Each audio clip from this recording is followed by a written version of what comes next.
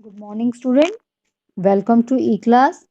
बच्चों, आज हम संस्कृत में व्याकरण पढ़ेंगे और व्याकरण के अंतर्गत हम पढ़ेंगे उपसर्ग और प्रत्यय। तो पहले उपसर्ग पढ़ेंगे आज, ठीक है बच्चों। उपसर्ग क्या होता है?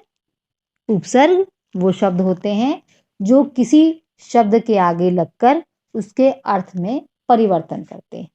बच्चों, उपसर्ग शब्द नहीं होते हैं, ये शब्दांश होते हैं, लेकिन जब किसी शब्द के आगे लग जाते हैं तो उस शब्द के अर्थ में परिवर्तन लाते हैं, ठीक है। जैसे प्रबल, ठीक है। अब बल का अर्थ होता है शक्तिशाली, लेकिन प्र लग गया है, शब्द बना प्रबल, तो इससे क्या हो गया? यानी बहुत शक्तिशाली, ठीक है। और इसमें आपके पास उपसर्ग दिए हुए हैं और शब्द दिए हुए हैं। बच्चों, जिस भी शब्द के आगे उपसर्ग लगता है उस शब्द का पहले ही एक अर्थ होता है, ठीक है। और उपसर्ग लगने से उसके अर्थ में परिवर्तन हो जाता है, ठीक है। आपके पास यहाँ पर उपसर्ग शब्द उपसर्ग युक्त शब्द बना दिए गए हैं, यानी दोनों को जोड़ दिया गया है, उपसर्ग को शब्द के साथ जोड़ के दिया है। उसके बाद उसकी धातु बताई गई है, कौन सी धातु है, ठीक है। और उपसर्ग युक्त पद बता दिए गए, ठीक है। तो जैसे अनुरूप, अनुरूप हो गया है, ठीक है।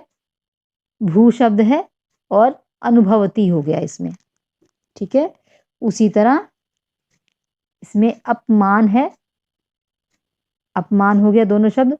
और नी धातु है ये, और अपनियति शब्द बना दिया गया है। बच्चों, जो ती लगता है आखिरी में, ये क्या है? ये प्रत्यय है, ठीक है। इसे प्रत्यय कहा जाता है, ठीक है। उसी तरह समगति, गति क्या होता है? चलना किसी चीज का, ठीक है।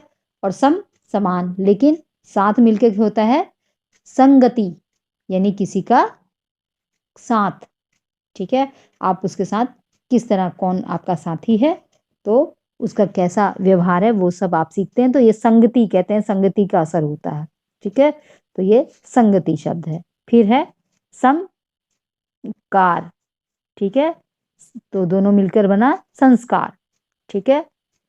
तो इसमें भू धातु है और संभवती, ठीक है। सम यहाँ पे लग गया है, भवती होना, ठीक है।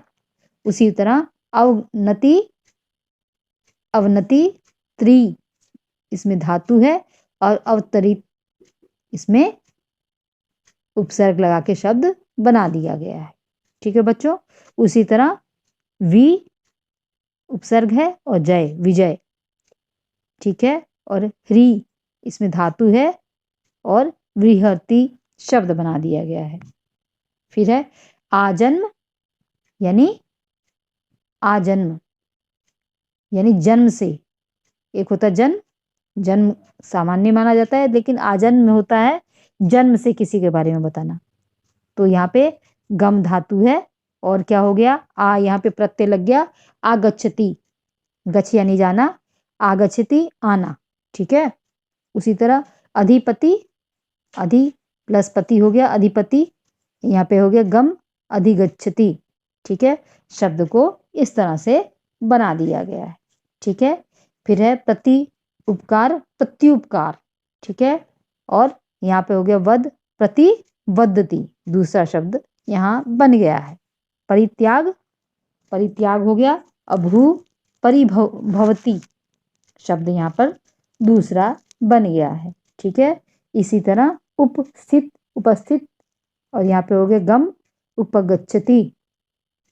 उसी तरह परा जय, जय बने जीत, और परा लग गया इसमें प्रत्यय, तो क्या हो गया? हार हो गया, पराजय। और यहाँ पे भू धातु के साथ परा भवती, ठीक है।